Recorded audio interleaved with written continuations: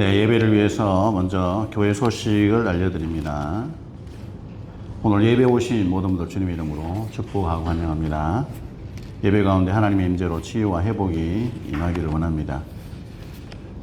오늘은 우리 최이동 선교사님 가족이 저희를 위해서 오셨는데, 우리 최이동 선교사님은 오늘부터 찬양, 그리고 다음 주부터는 찬양과 말씀으로 한 달간 섬겨주십니다. 우리 힘차게 감사의 박수, 환영의 박수 드립니다. 너무 감사합니다.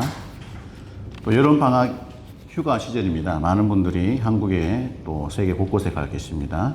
위해서 기도해 주시고, 또 수요일마다 반석 신앙 기초반 성경부가 있습니다. 줌으로 여러분들 꼭 많이 조인해 주시고, 수요 기도회는 8월 19일까지는 방학 시즌이라서 쉽니다. 각자 집에서 기도해 주시면 좋고요.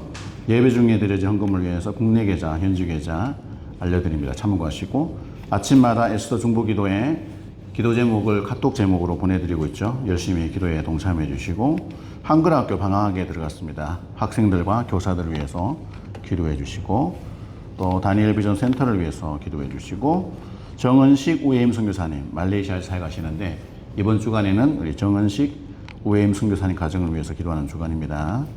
또 저와 아내가 이제 내일 새벽 비행기로 갔다가 8월 14일까지 한국을 방문합니다.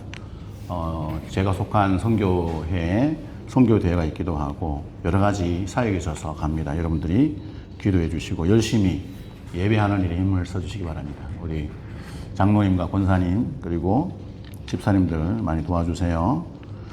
7월 생일자 보시고 축하해 주시고, 이 시간 먼저 하나님 앞에 신앙 고백, 사도신경으로 신앙 고백합니다. 시작.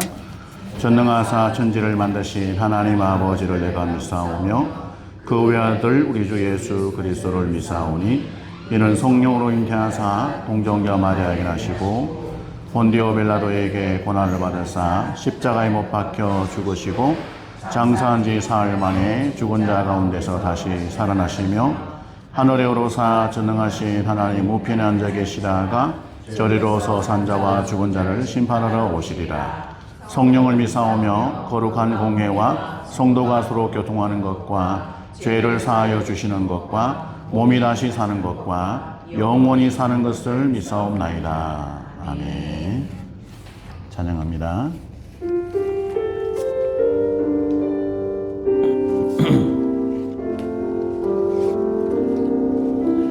나는 하나님을 예배하는 예배자입니다.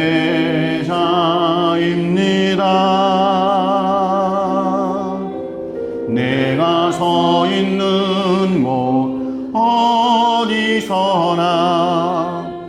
하나님을 예배합니다. 내 영혼 거룩한 은혜를 향하여 내 마음 완전한 하나님 향하여 이곳에서 바로 이 시간 하나님을 예배합니다. 나는 하나님을 예배하는 예배자입니다.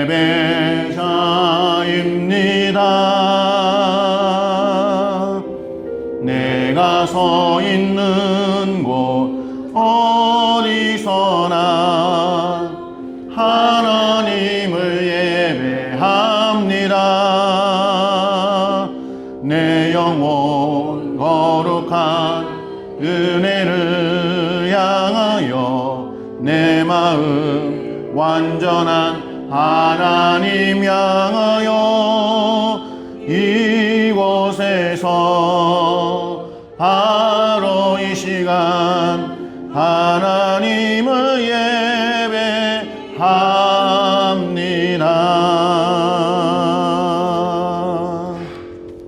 이 시간 하나님이 저희와 함께 하십니다. 뜨겁게 찬양 영광 올려드리겠습니다.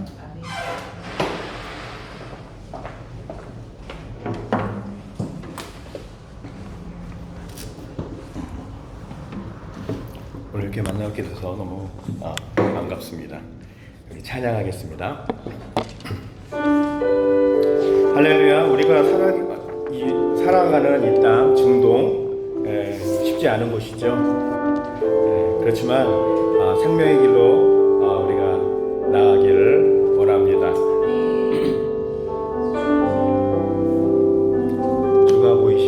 주가 보이신 생명의 길 나 주님과 함께 상한 마음을 들이며 주님 앞에 나가리.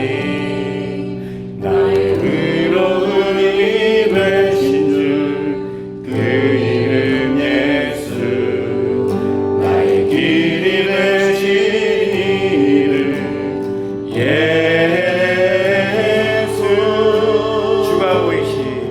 주가 보이신 생명의 길 나 주님과 함께 상한 마음을 들이며 주님 앞에 나가리.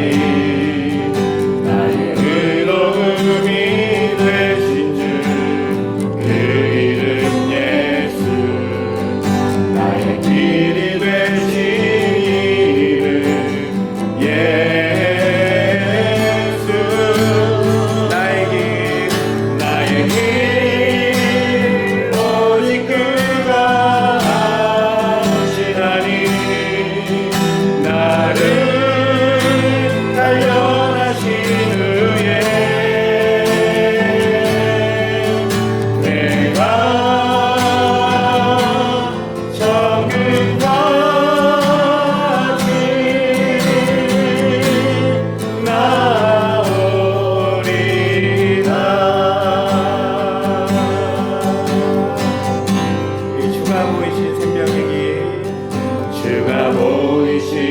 생명의 길 나 주님과 함께 상한 마음을 들이며 주님 앞에 나가리.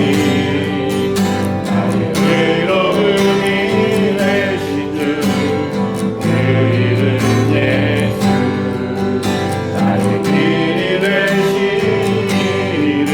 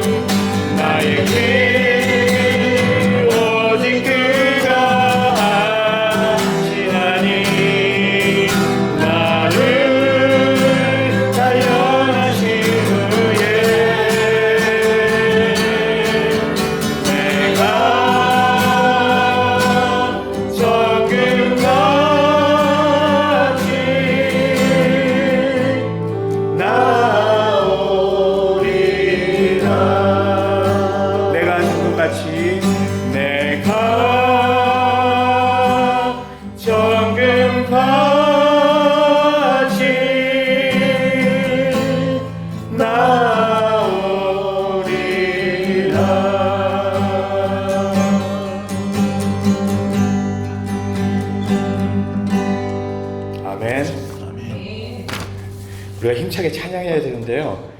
지금 줄이 하나 끊어졌습니다.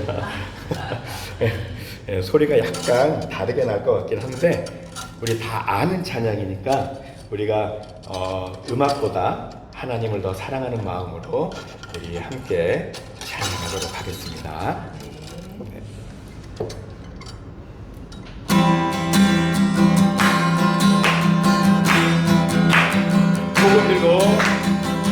복음 들고 산을 넘는 자들의 발길 아름답도다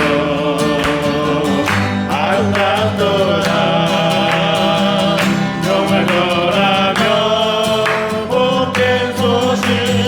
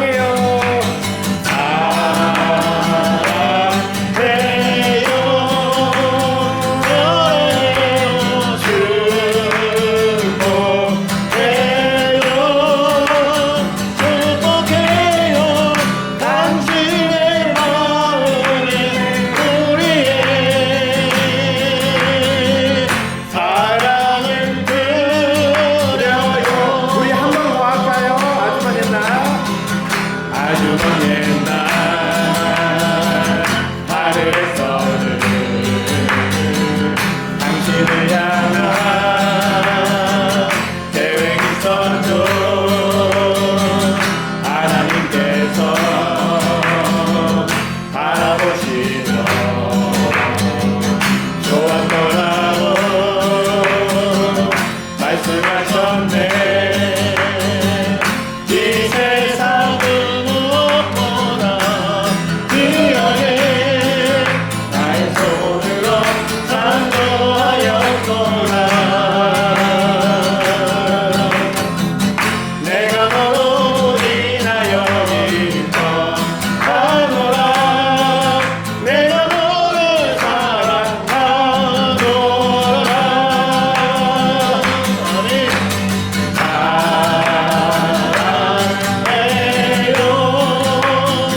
사랑해요 사랑해요 축복해요 당신의 마음에 우리의 사랑을 드려요. 사랑해요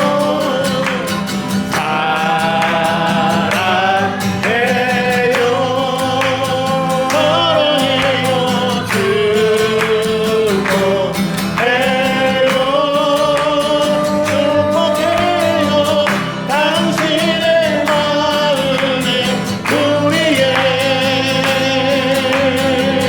사랑을 드려요. 당신의 마음에 당신의 마음에 우리의 사랑을 드려요. 사랑을 드려요. 사랑을 드려요. 사랑을 드려요. 하나님께 영광 돌려드리겠습니다.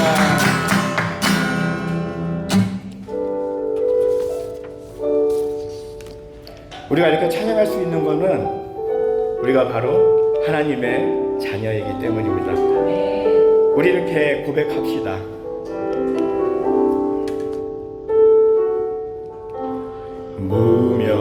무명이여도 공허하지 않는 것을 예수 안에 난 만족합니다. 가난하여도 부족하지 않는 것은 예수 안에 오직 나를 부여함이라. 고난 중에도 견뎌낼 수 있는 것은 주의 은혜 믿기 때문이다. 실패하여도 일어설 수 있는 것은 예수 안에 오직 나는 승리함이라. 난 예수로 충만하네. 난 예수로 충만하네. 난 예수로 충만하네. 영원한 내 안에 살아계시네.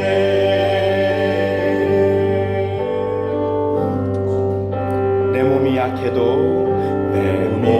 약해도 낙심하지 않는 것을 예수 안에 난 완전함이라.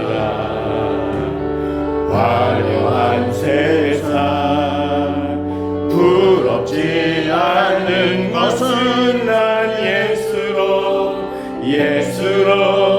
충만함이라. 난 예수로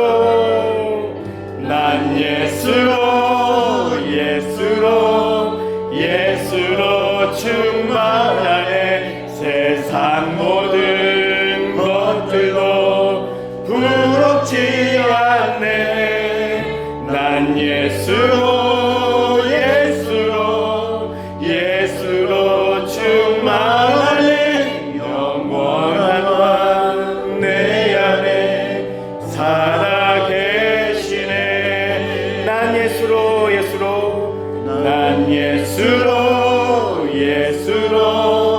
예수로 충만하네. 세상 모든 풍파도 두렵지 않네. 난 예수로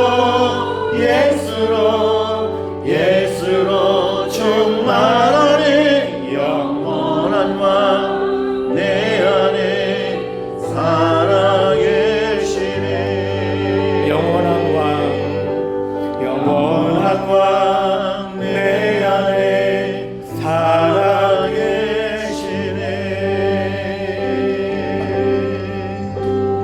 아멘. 하나님께 영광 돌리겠습니다.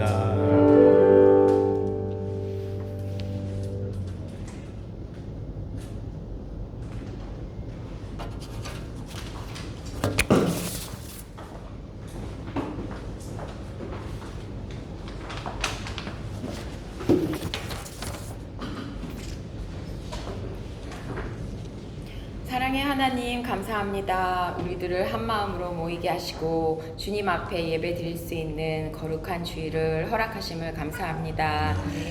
주님 또한 이 자리에서만이 아니라 우리의 삶의 순간순간이 예배의 자리가 될 수 있도록 도와주시기를 간구합니다.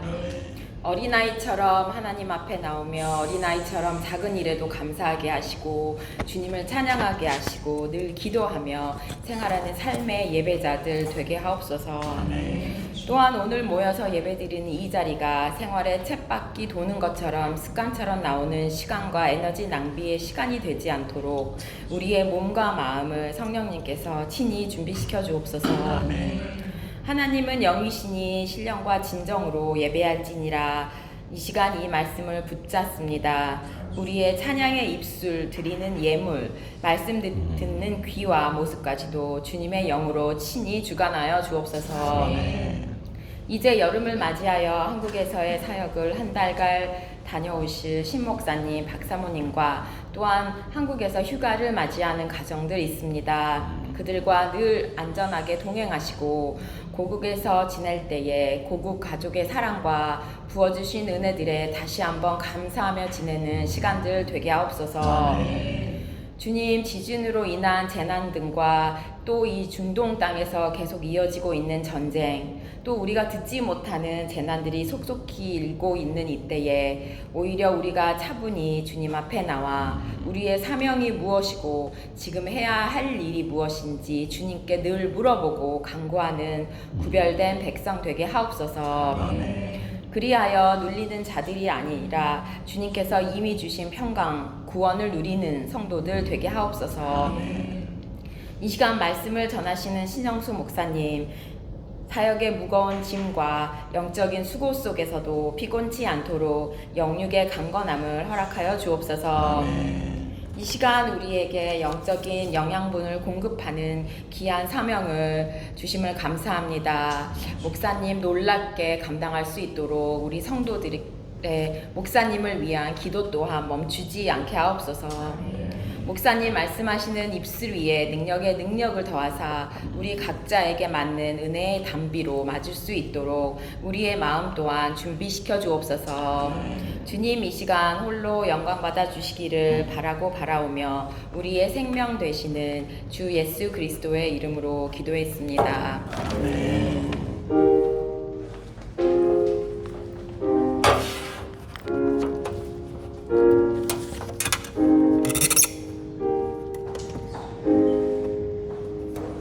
찬양하시면서 봉헌하시겠습니다.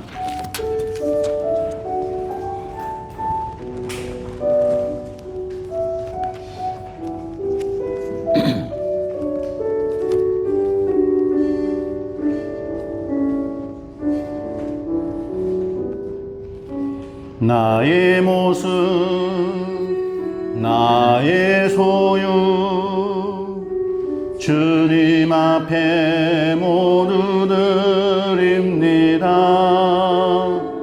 모든 아픔, 모든 기쁨, 내 모든 눈물 받아주소서.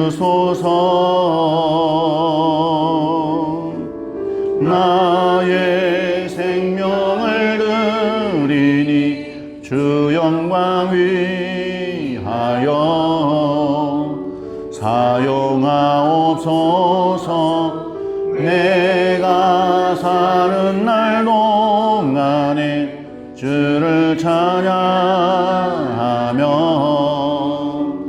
기쁨의 제물 되리. 나를 받아주소서.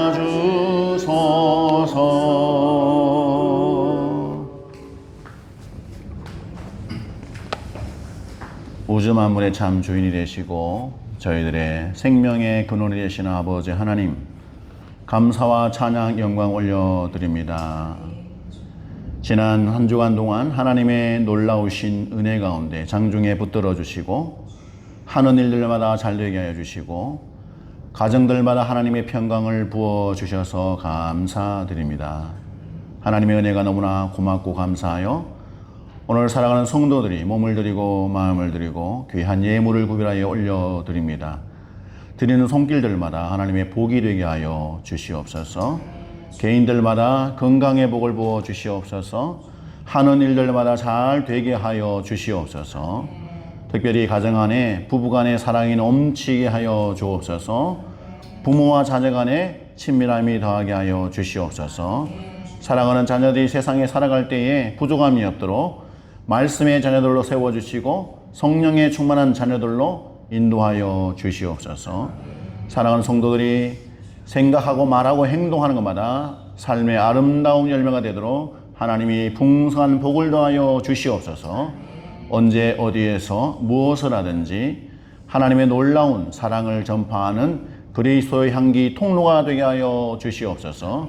주님 오시는 그날까지 하나님의 마음을 시원하게 하는 인생 되게 하여 주시옵소서. 모든 것 감사 찬양드리며 예수님 이름으로 봉헌기도 드리옵나이다. 아멘. 주시는 말씀은 사도행전입니다. 25장 1절에서 12절 말씀. 사도행전 25장 1절에서 12절 한 절씩 교독합니다. 베스도가 부임한 지 3일 후에 가이사라에서 예루살렘으로 올라가니 대제사장들과 유대인 중 높은 사람들이 바울을 고소할세 베스도의 호의로 바울을 예루살렘으로 옮기기를 청하니 이는 길에 매복하였다가 그를 죽이고자 함이더라. 베스도가 대답하여 바울이 가이사랴에 부르된 것과 자기도 멀지 않아 떠나갈 것을 말하고 또 이르되 너희 중 유력한 자들은 나와 함께 내려가서 그 사람에게 만일 옳지 아니한 일이 있거든 고발하라 하니라. 베스도가 그들 가운데서 8일 혹은 10일을 지낸 후 가이사랴로 내려가서 이튿날 재판 자리에 앉고 바울을 데려오라 명하니 그가 나오매 예루살렘에서 내려온 유대인들이 둘러서서 여러 가지 중대한 사건으로 고발하되 능히 증거를 대지 못한지라.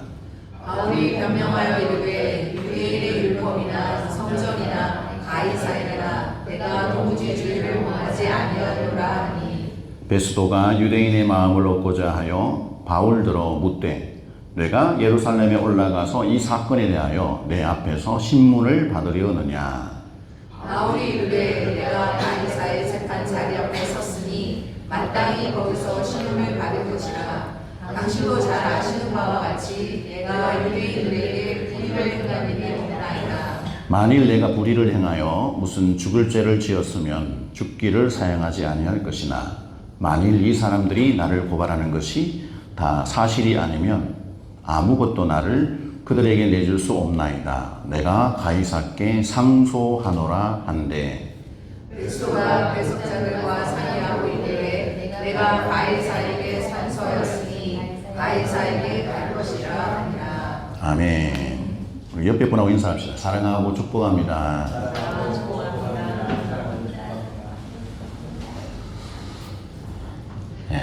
따뜻한 얼굴 표정으로 옆에 분에게 물어보세요. 당신은 위기의 순간에 무엇을 먼저 생각하십니까? 물어보세요.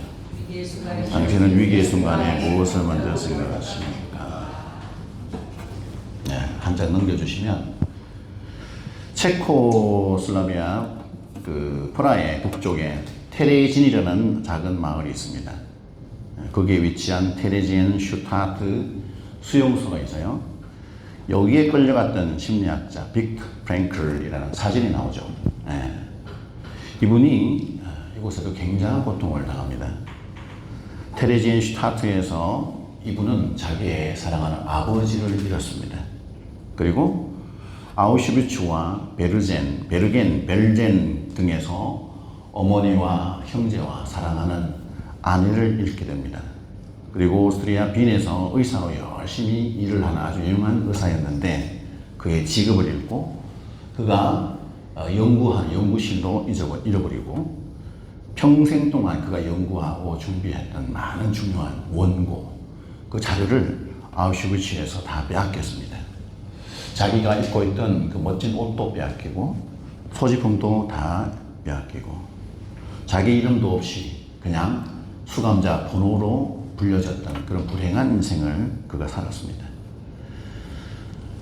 누구든지 이런 상황에 빠지면 정말 절망에 빠지겠죠.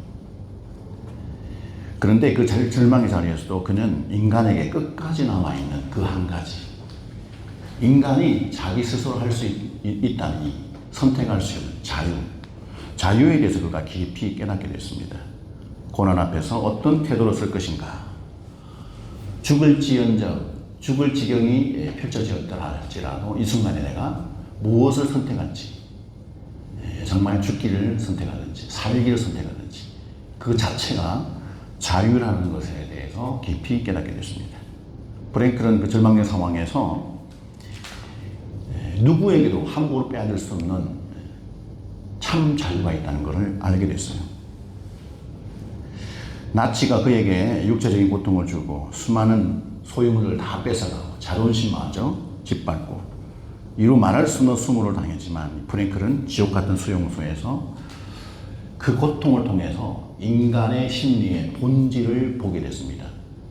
인간 심리 안에 무엇이 존재하는가, 인간 심리의 본질을 연구해서 나중에 이 사람이 형제, 자매, 가족을 다 잃고 나서 그 스스로가 발견하고 수많은 사람들을 살리게 되는 근본적인 치료법을 찾아내게 됩니다. 로고테라피라고 다른 말 한국말로 하면 의미치료, 그거를 많은 세상 사람들에게 발표하게 됩니다. 사람은 고통이 없어야만 사는 것이 아니라 고통 속에서도 의미를 발견할 때 다시 살아갈 힘을 얻게 된다. 이게 이 사람의 주관이에요. 의미치료의 아주 핵심적인 상황입니다. 이걸 발견하고서 그 다음에 자기가 병원을 개설하고 사람들을 많이 만나서 치료할 때 이거를 그대로 적용해서 세계 속에 인간 인류 문화에 크게 공헌한 사람이 되었습니다. 만약에 그가 수용소 안에서 절망으로 빠져들었다면, 참 자유를 선택할 수 있는 그 기회를 놓쳐버렸다면 어떻게 됐을까? 아마 우리는 이 사람으로 인하여 정말 우리는 절망의 순간에도 자유를 선택할 수 있는 기본적인 어떤 능력이 있다는 것을 몰랐을 거예요. 오늘 본문에서 이 사도 바울이 처한 상황이 바로 이와 비슷합니다. 바울은 2년 동안 가이샤라는 곳에서 감옥에 갇혀 있었습니다. 바울이 함부로 밖으로 나갈 수도 없었어요. 나가면 언제든지 유대인들이 그를 죽이려고 숨어 있었어요. 바울을 죽이려고 하는 사람들 결심하고 나는 바울을 죽이기 전에는 먹지도 않을 것이고 마시지도 않을 것이다. 이렇게 결심했던 사람들이 40명 이상 있었죠. 그리고 지금 가이사라의 총독으로 온 새로 부임한, 그 전에 벨릭스가 있었는데 새롭게 부임한 베스도라는 총독, 이 사람마저도 어떻게 하면 자기의 권력을 안정화시킬까, 어떻게 하면 내가 유대인들의 마음을 얻을 수 있을까, 그러기 위해서는 이 바울을 희생시키는 수밖에 없다, 그런 생각을 하게 됩니다. 환경적으로 보면 바울은 정말 철저하게 실패한 자, 잘못된 인생을 사는 것 같은 자, 끝장난 인생을 사는 그런 불쌍한 사람처럼 보여요. 그렇지만 바울은 그 감옥에서 주저앉지 않습니다. 어떻게 사도 바울이 그 극한 상황에서 극복을 하고 살아남게 되었을까? 하나님이 자기에게 주신 이 사명을 끝까지 감당하는 자로 살 수 있을까? 참 궁금합니다. 대제사장과 이 유대인들은 새롭게 부임한 총독 베스도를 설득해서 어떻게 해서든지 바울을 이 가이사라 거기에 감옥에서 뽑아내서 예루살렘으로 옮기려고 합니다. 왜 그렇게 옮기려고 하는가? 우리가 읽었던 1절에서 3절, 1절에 3절 본문을 같이 읽습니다. 시작! 베스도가 부임한 지 3일 후에 가이사라에서 예루살렘으로 올라가니 대제사장들과 유대인 중 높은 사람들이 바울을 고소하여세 베스도의 호의로 바울을 예루살렘으로 옮기기를 청하니 이는 길에 내복하였다가 그를 죽이고자 함이더라. 아멘. 이 새로 부임한 베스도는 부임한 지 3일밖에 안 돼요. 3일. 그러니까 초기에 부임해서 신임을 얻고 자기의 권력을 유지해야 되겠죠. 그래서 어떻게 해서든지 유대인들 중심 사회를 잘 뭔가 마음을 맞춰야 된다. 그들의 환심을 사야 된다. 그래서 그들이 가장 많이 모여 살고 있는 예루살렘으로 갑니다. 갔더니 그곳에 있었던 이 대제사장들과 유대인들 가운데 권력을 실세를 잡고 있는 유대인들이 기다렸다는 듯이 딱 요구를 하죠. 총독에게. 어떻게 해서든지 바울을 죽여버리려고 고발을 해서 없애려고 하는 그런 어떤 일들이 계속 도모되어지고 있습니다. 이 현상은 수년 동안 바울이 회심하고 하나님 앞에 헌신해서 선교를 막 하고 있는 시종일관 변하지 않는 현상입니다. 특별히 가이사라에서 감옥에 갇힌 지가 벌써 2년이에요. 2년. 여러분 2년의 세월이 얼마나 긴 세월입니까? 2년이라는 세월 동안 유대인들과 대제사장들은 끊임없이 바울을 증오하고 바울에 대해서 분노하고 그를 죽이려고 하는 음모를 계속 만드는 계속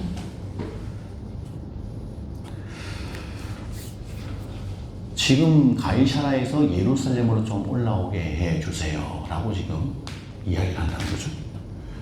여러분 바울이 그렇게 가이사라에서 예루살렘으로 가려고 나오는 순간 무슨 일이 벌어지겠습니까? 이미 계획하고 있는 암살 계획이 진행되는 겁니다.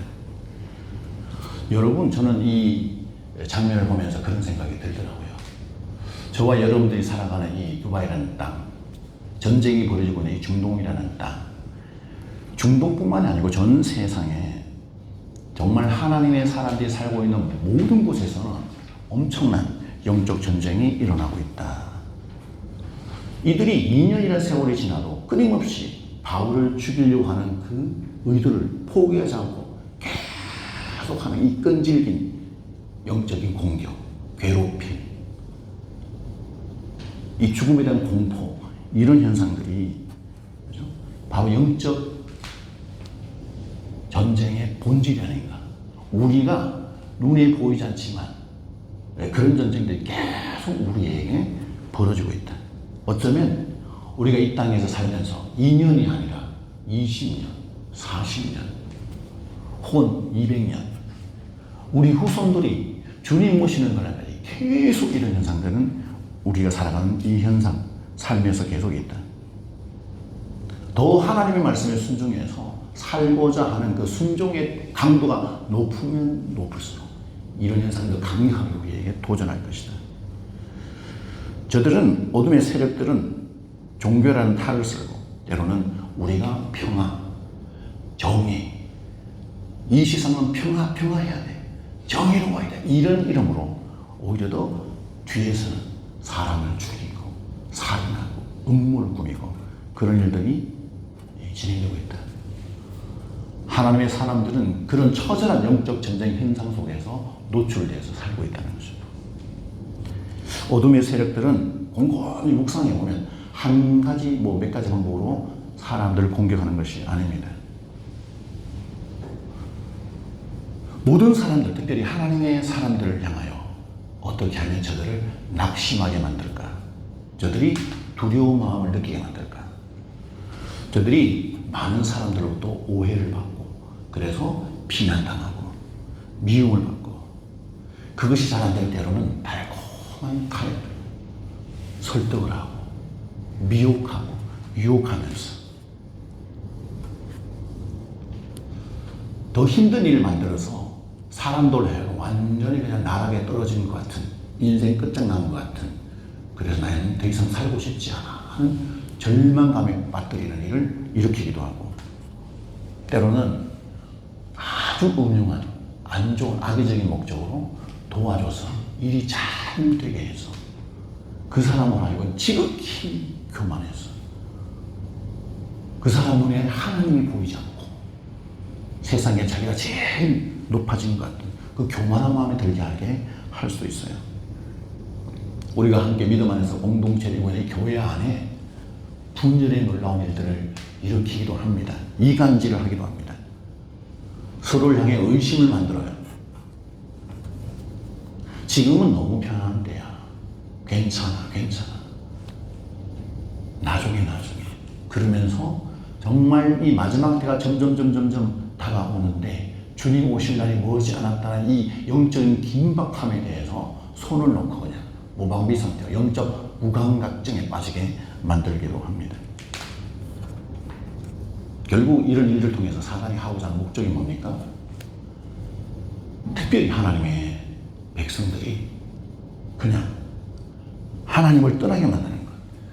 이 땅에 태어나면서 받은 하나님의 사명을 포기하게 만드는 것이 이 사단의 목적이에요. 가만히 들여다보면 이 놀라운 엄청난 악의적인 일들이 사단의 입장에서 막 일어나는 게 아니에요. 우리가 가지고 있는 지극히 연약함 때문에 이런 일이 일어납니다. 우리는 완벽하지 않아요. 여러 가지 부족함이 있고 미숙하죠. 때로는 말실수하고 내 감정이 통제 안 돼서 분노를 하게 하고 잘 몰라서 판단에 미스가 일어나기도 하고 때로는 그 사람을 사랑으로 잘 껴안아줘야 되는데 저 사람의 고통과 아픔을 이렇게 이해해주고 공감해줘야 되는데 이게 안 돼가지고 관계에 어려움을 겪기도 합니다. 이 모든 것들이 다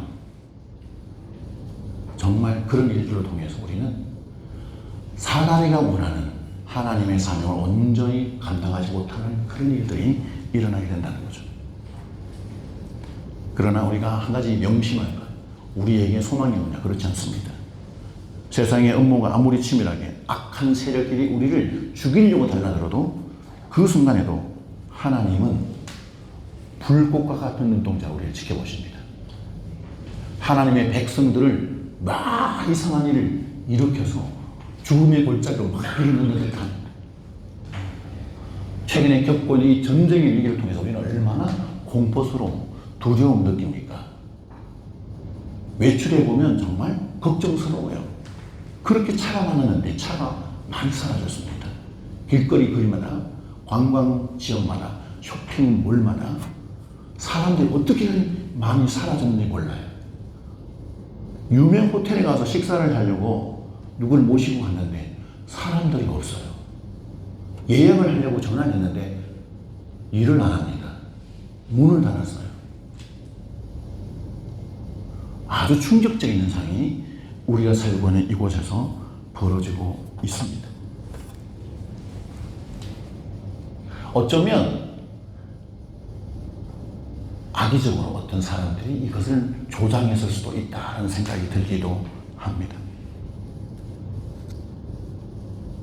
하나님이 이 모든 상황들을 모르고 계실까요? 다 아십니다. 악한 자들의 계획에, 그들의 악한 의도, 그들이 일으킨 모든 악행들이 하나님의 주권 안에, 하나님의 손아귀 안에 다 있습니다. 전능하신 하나님 아버지께서는 모든 악한 자들의 행위를 다 알고 지켜보십니다. 일하지 않는 것이 아니라 지금도 강력한 하나님의 전능의 손이 역사하고 있습니다. 손을 놓고 계시는 것이 아니에요. 하나님이 일하고 계신다. 대적들이 길에 매복해서 바울을 죽이려고 했지만 하나님은 이 베스도의 마음을 움직여서 그 악한 의모가 다 하나님의 손에서 원천 봉쇄되게 하나님이 일하십니다. 하나님 어떻게 역사하셨는가? 4절로 7절을 같이 한번 읽어볼까요? 4절로 7절 시작. 베스도가 대답하여 바울이 가이사라에 귀로된 것과 자기도 멀지 않아 떠나갈 것을 말하고 또 이르되 너희 중 유력한 자들은 나와 함께 내려가서 그 사람에게 만일 옳지 아니한 일이 있거든 고발하라 하니라. 베스토가 그들 가운데에서 8일 혹은 10일을 지낸 후 가이사라로 내려가서 이튿날 재판 자리에 앉고 바울을 데려오라 명하니 그가 나오며 예루살렘에서 나려온 유대인들이 둘러서서 여러 가지 중대한 사건으로 고발하되 능히 증거를 대지 못하는지라. 아멘. 이 유대인들은 지금 새로 부임한 총독 베스토에게 바울을 제발 가이사라에서 예루살렘으로 오게 만들어주세요 라고 요청했어요. 그 요청에 대해서 베스토가 아주 엉뚱한 대답처럼 딱 얘기를 합니다. 뭐라고 얘기하냐. 바울은 가이사라에 그대로 두겠다. 나도 곧 그곳으로 갈 거야. 정말 고발할 의사가 있다면 너희 중에 유력한 뭔가 확실한 증거를 가진 사람들이 가이사라에 내려와서 바울을 고발해. 이렇게 또 얘기해버립니다. 여러분, 베스토는 유대인들이 바울을 죽이려고 하는 악한 은밀한 이 암살의 음모를 낱낱이 몰랐을 수 있어요. 그 정도 깊이 모를 수 있습니다. 그러나 하나님은 총독 베스토가 그냥 툭 내버려졌어요. 행정적으로. 나 말이야 지금 곧 내려갈 거야. 그러니까 진짜 고발할 의도가 있다면 너희들 중에 고발할 사람들 몇 명이 가이사라에 와서 고발을 해. 그리고 며칠 후에 가이사라에서 재판이 열렸어요. 예루살렘에서 내려온 유대인들은 바울을 둘러싸고 아주 그냥 여러 가지 제목을 들면서 심각한 죄가 있다고 막 얘기하면서 고발을 합니다. 그런데 오늘 성경에 우리가 읽는 본문에 보면 뭐라고 얘기하냐면 능히 증거를 대지 못한지라. 유대인들이 고발하려고 많은 죄목을 거들먹거리면서 얘기를 하지만 말은 많았지만 증거가 없습니다. 아주 화가 나서 비난하고 와 이렇게 얘기했지만 그 비난에 합당한 사실들이 없어요. 마음이 격해서 막 화를 냈지만 사실은 저들의 모든 감정과 그것을 뒷받침할 진실도 없었습니다. 여러분, 이런 일들이 우리 주변에 지금 계속 일어나고 있습니다. 여러분들도 그런 이야기를 들어보셨을 겁니다. 저 사람 이상한 사람 아니야? 좀 마인드가 잘못된 것 같아. 저 회사 문제가 있는 거 아니야? 저 교회 좀 이상한 거 아니야? 뭐 이런저런 지나가다가 누군가가 이야기를 하다가 어떤 사람에 대해서, 어떤 교회에 대해서, 어떤 단체에 대해서, 어느 회사에 대해서,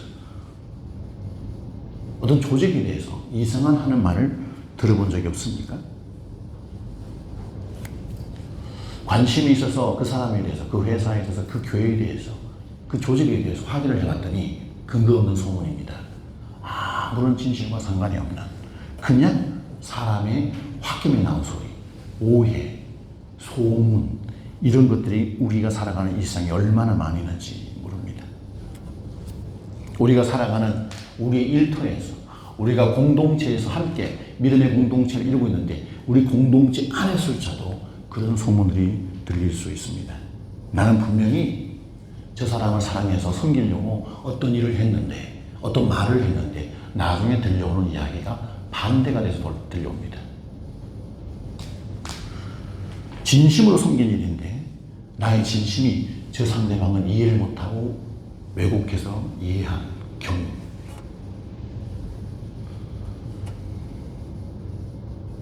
여러분, 이런 상황에 놓여 있는 이 바울이 정말 놀랍게도 당당하게 고발하는 유대인들을 향해 당당하게 얘기를 합니다. 유대인의 율법이나 성전이나 가이사에게나 내가 도무지 죄를 범한 적이 없다. 나는 하나님 앞에서도 사람 앞에서도 세상의 법 앞에서도 나는 잘못된 것이 없다라고 하고 바울이 당당하게 고발하는 사람들 앞에서 얘기를 합니다. 여러분, 바울이 이렇게 당당할 수 있을 이유가 뭘까요? 바울의 뛰어난 화술입니까? 아니에요.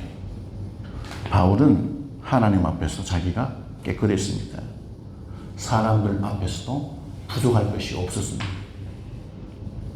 어디 내놓고 부끄러울 만한 그런 일이 없었어요. 그래서 그렇게 당당하게 말할 수 있었던 겁니다. 죄도 없는데 2년 동안 가해자나 그곳에서 감옥에 갇혀 있었을 때 이 억울함과 이 분노가 폭발해서 막 소리를 치거나 권력 있는 사람을 찾아가서 뇌물을 주면서 나는 죄가 없어요. 나 좀 뽑아줘요. 이런 얘기를 한 적도 없고 여기를 나가기 위해서 나는 어떻게 해야 될까? 그런 생각을 한 적도 없습니다. 그래서 그는 당당했던 것입니다. 억울하긴 했지만 잘못된 줄 알지만 그 모든 것들이 하나님의 뭔가 이유가 있다는 것을 알고 그는 내려놓고 하나님이 일하시도록 그냥 있었어요. 여러분, 사명을 따라 사는 성도는 어떤 강력한 힘을 가지고 있는 걸까요? 어디에서 강력한 힘이 뽑아져 나올까요? 하나님 앞에서, 사람 앞에서 부끄러움 없는 삶을 살아가는 그 삶이 기초가 될 때 거기에서부터 강력한 힘이 나옵니다. 세상이 우리를 오해할 수 있습니다. 사람들이 우리를 비난할 수 있습니다. 때로는 선을 행했는데도 잘못한 적이 없는데도 억울하게 이상한 일에 휘말릴 수도 있습니다. 그 모든 상황들이 막 그득그득해서 막 이렇게 온다 할지라도 그 상황에서 무너지지 않고 꿋꿋하게 견디면서 계속 살아갈 수 있는 힘이 어디에서 나올까요? 사람의 말발에서 나올까요? 아니에요. 그 사람의 깨끗한 삶, 부끄러움 없는 삶, 거기에서 폭발적인 힘이 나옵니다. 여러분, 가정 안에서 자녀들이 부모가 어떻게 사는지를 누구보다 잘 압니다. 아마 말을 안 하는 것 같지만, 눈치를 보면서 말을 안 하는 것 같지만 이렇게 보고 있습니다. 그런데 부모가 하는 말대로 부모가 살아갈 때 그 강력한 말입니다. 소리보다 더 강력한 게 삶으로 보여주는 겁니다. 직장에서 그렇습니다. 교회에 다닙니다. 열심히 봉사합니다. 헌신합니다. 사람들에게 막 선을 행합니다. 그런데 그 사람이 진짜 온전한 삶을 살지 못하면 다 그런 것들은 힘이 없습니다.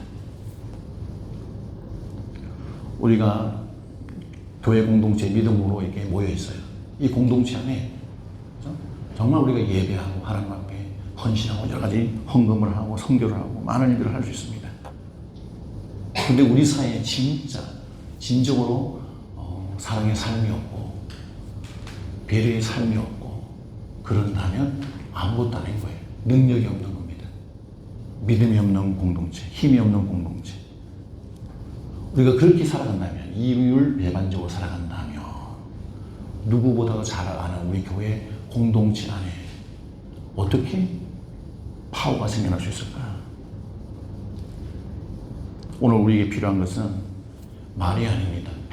조용히 하나님 말씀에 순종하면서 그 어디에나도 부끄러움이 없는 정결한 삶, 이게 우리에게 진짜 필요합니다. 하나님의 사명을 받은 자라면 하나님 우리에게 이 놀라운 정결한 삶을 허락하여 주시옵소서. 정결한 삶을 위해서 생명을 걸고 하나님 앞에 나아갑니다. 우리를 새롭게 하여 주시옵소서. 이게 정말 우리의 기도 제목이 되어야 될 줄 믿습니다. 저와 여러분들에게 정말 하나님 앞에서, 사람들 앞에서 부끄럽지 않는 그런 삶이 있어지기를 주의 이름으로 축복합니다. 바울은 자신에게 이 예루살렘에 가서 신문을 받는 것이 어떠냐고 묻는 이 베스도 총독의 말에 대해서 매우 지혜롭게 대답을 해요. 베스도가 왜 바울에게 그런 질문을 했을까? 9절에서 12절 같이 읽어볼까요? 9절에서 12절 시작. 베스도가 유대인의 마음을 얻고자 하여 바울들어 묻되 내가 예루살렘에 올라가서 이 사건에 대하여 내 앞에서 신문을 받으려느냐? 바울이 이르되 내가 가이사의 재판자리 앞에 섰으니 마땅히 거기서 신문을 받을 것이라. 당신도 잘 아시는 바와 같이 내가 유대인들에게 불의를 행한 일이 없나이다. 만일 내가 불의를 행하여 무슨 죽을 죄를 지었으면 죽기를 사용하지 아니할 것이나 만일 이 사람들이 나를 고발하는 것이 다 사실이 아니면 아무도 나를 그들에게 내줄 수 없나이다. 내가 가이사께 상소하노라 하는데 베스도가 배석자들과 상의하고 이르되 내가 가이사에게 상소하였으니 가이사에게 할 것이라 하니라. 아멘. 재판을 진행하다 보니까 이 베스도가 생각할 때 이 바울의 재판이 오히려 바울에게 유리한 쪽으로 분위기가 흘러갑니다. 죄가 있어서 심각한 죄가 있는 줄 알고 막 유대인들이 다 고발을 하는데 증거도 없어요. 할 말이 없어집니다. 그러니까 이 총독 베스도 입장에서는 머리가 돌기를 어떻게 도느냐. 진실을 밝혀서 온전한 재판이 되게 해 그런 쪽으로 돌아가는 것이 아니라 정치적인 머리가 돌아갑니다. 어떻게 하면 자기에게 유리한 상황으로 만들어갈 것인가. 그래서 이 부인 초기에 유대인들의 민심을 얻기 위해서, 마음을 얻기 위해서 바울에게 제안을 합니다. 너가 예루살렘에 올라가서 이 사건에 대해서 내가 거기 있을 거니까 거기에서 신문을 받는 것이 어때? 여러분 분명히 제가 말씀드렸죠. 가이사라에서 나와서 예루살렘으로 가는 순간 죽을 위기에 노출했다. 암살당할 위험이 다를 수 있다. 여러분 베스도는 정의로운, 온전한, 올바른, 제대로 된 재판 그런 하나도 그런 마음이 없어요. 오직 유대인들의 마음을 얻고 자기의 권력을 안정화시키는 이 재판을 활용해서 자기의 유익이 되고자 하는 아주 파렴치한 총독 권력자에 불과합니다. 이 위기의 순간 바울은 너무나 지혜로운 말을 합니다.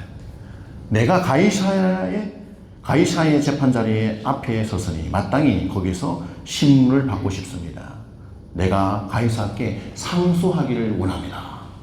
아주 당차게 말을 딱 합니다.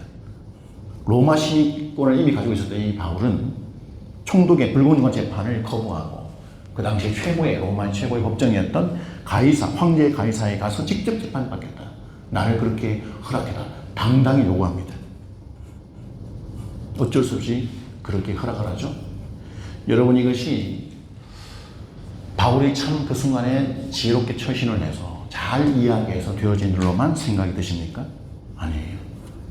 이렇게 당당하게 황제 가이사에 가서 재판받을 수 있는 그런 길이 확 열린 것은 하나님의 놀라운 인도하심입니다. 이미 몇 년 전에 주님이 바울에게 나타나서 뭐라고 하셨나요? 담대하라. 내가 예루살렘에서 나의 일을 증언하는 것이다. 로마에서도 증언하여야 하리라. 그날 이후로 바울 마음에는 로마가 그 속에 있어. 불같이 타고 있었어. 나는 로마에 가서 황제 앞에 가서 복음의 깃발을 꽂아야 될 것이다. 내가 그 로마 그곳에 가서 하나님의 말씀을 증거하리라. 그런 마음에 간절한 소망과 사명을 가지고 하나님 앞에 막 삽니다. 가이사의 2년 동안의 이 감옥 생활도 다 감내하면서 나의 사명은 여전히 끝나지 않았다. 그랬더니 하나님은 어떻게 역사하십니까? 유대인의 음모를 사용하십니다. 베스도의 정치적인 미혹, 유혹을 사용하십니다.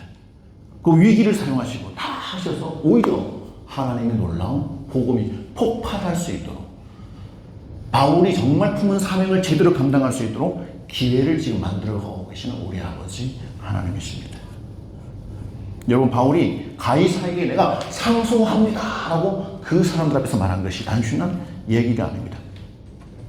나는 드디어 주님이 하신 말씀대로 내가 가야 할 그 사명의 장소에 가서 그 로마에 가서 나는 복음을 전할 거야. 나는 그 세상 법정에 가서 당당히 그 로마의 심장에 복음의 깃발을 꽂을 거야 하는 믿음의 당찬 선포의 이야기입니다. 여러분 사명을 제대로 인식한 자는 죽음의 위가 닥쳐온다 할지라도 그 죽음이 보이는 것이 아닙니다. 여기가 끝이 아니야. 내가 할 일은 또 저기 남아있어. 하나님은 나를 여기에서 멈추게 하실 분이 아니야.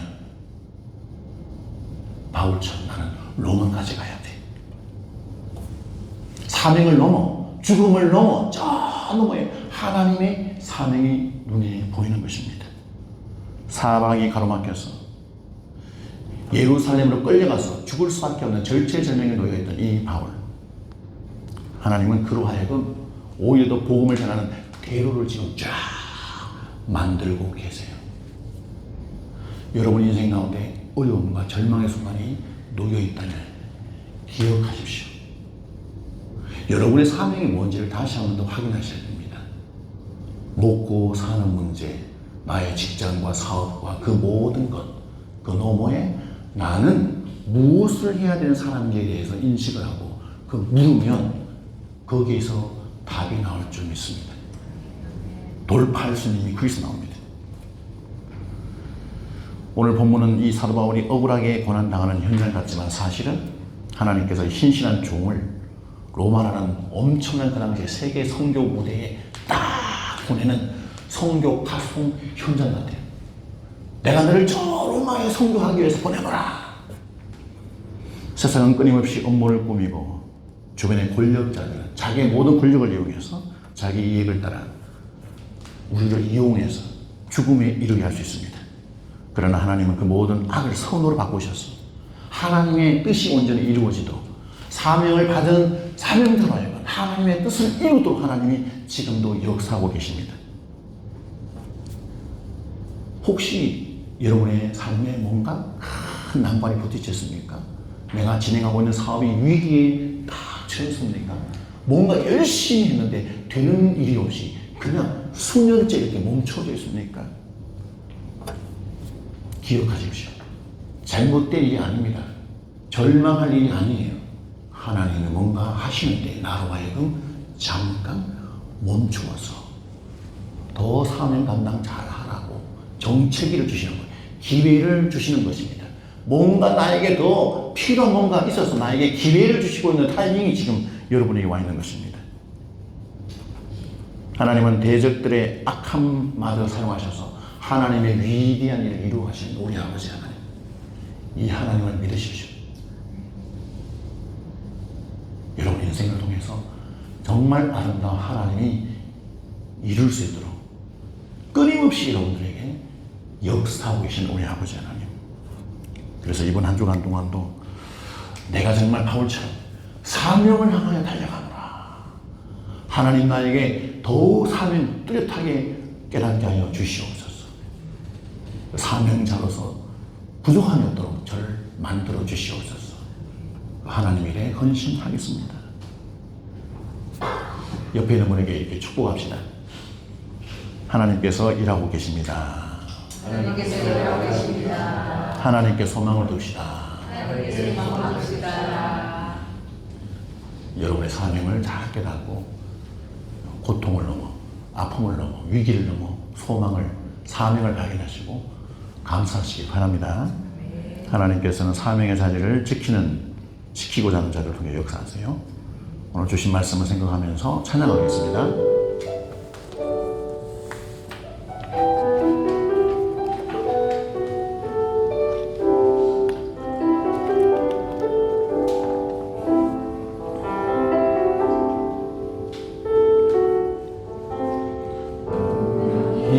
이어도 공허하지 않는 것은 예수 안에 난 만족함이라. 가난하여도 부족하지 않는 것은 예수 안에 오직 나는 부요함이라.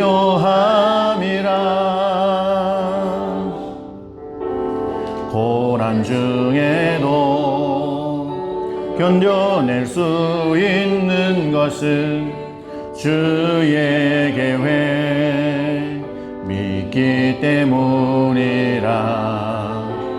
실패하여도 일어설 수 있는 것은 예수 안에 오직 나는 승리함이라. 난 예수로 충만하네. 난 예수로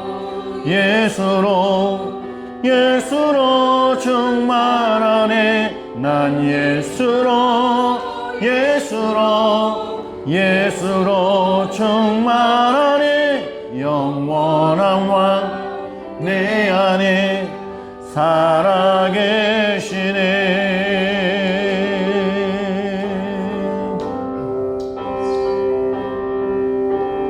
내 몸이 약해도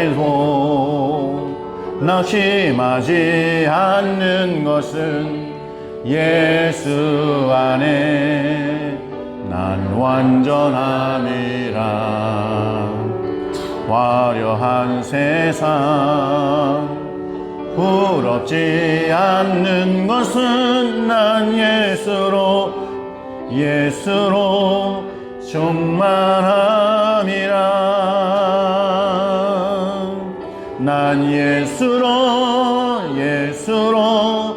예수로 충만하네. 세상 모든 것들로 부럽지 않네. 난 예수로 충만하네. 영원한 왕 내 안에 살아계시네. 난 예수로 충만하네. 세상 모든 풍파도 두렵지 않네. 난 예수로 충만하네. 영원한 왕 내 안에 살아계시네. 영원한 내 안에 살아계시네.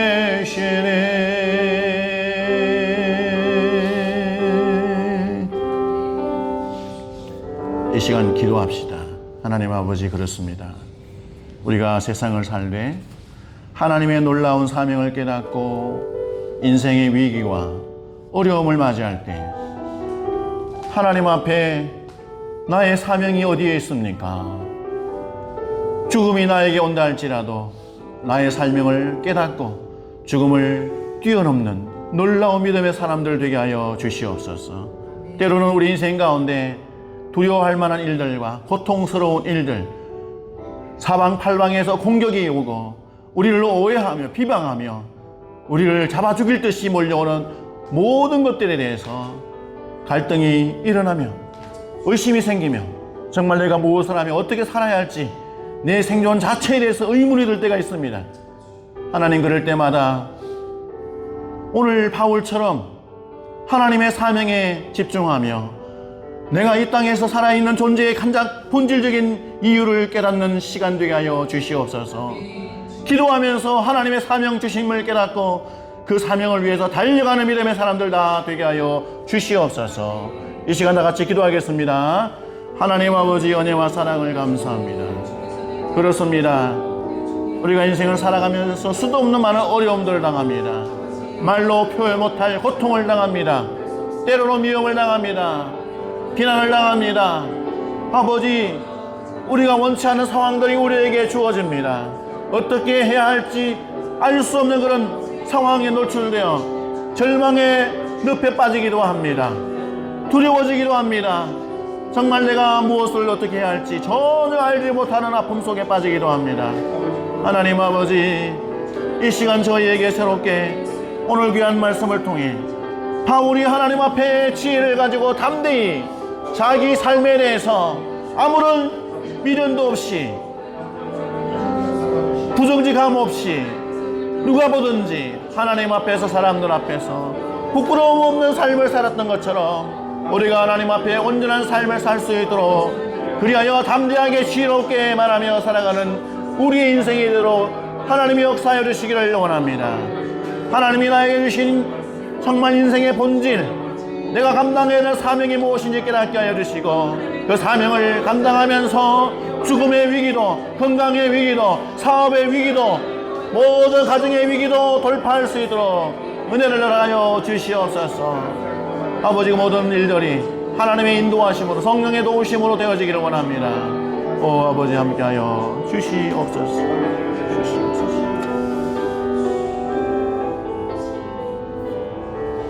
하나님 감사합니다. 정말 하나님의 놀라우신 은혜와 사랑으로 우리가 하루하루 삽니다. 때로는 고통과 아픔이 우리에게 주어집니다. 우리의 힘으로 도무지 극복할 수 없는 상황도 주어집니다. 절망의 생각이 들기도 합니다. 두려움과 염려, 걱정이 생깁니다. 그렇지만 내 인생의 존재의 가장 본질적인 이유를 물으며 이 사명에 대해서 깨닫고 그 길을 향하여 나아가기를 원합니다. 바울이 로마까지 가야 하리라.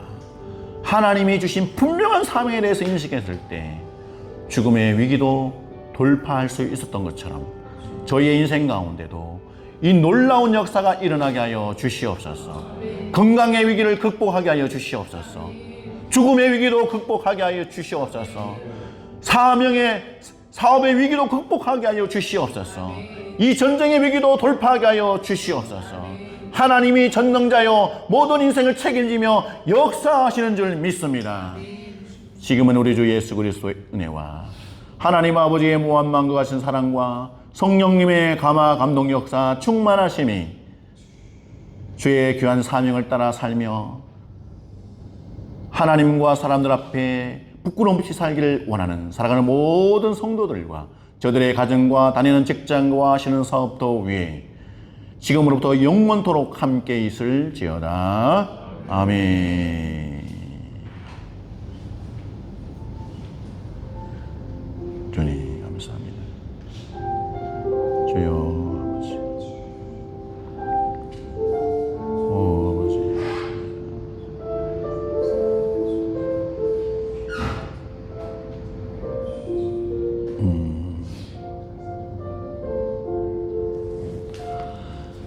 네, 예배를 마칩니다. 하나님 영광의 박수 올려드립니다. 감사합니다.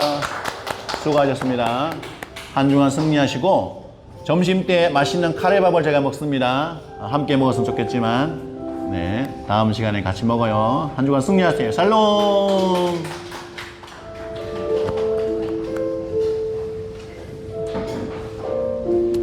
수고했습니다.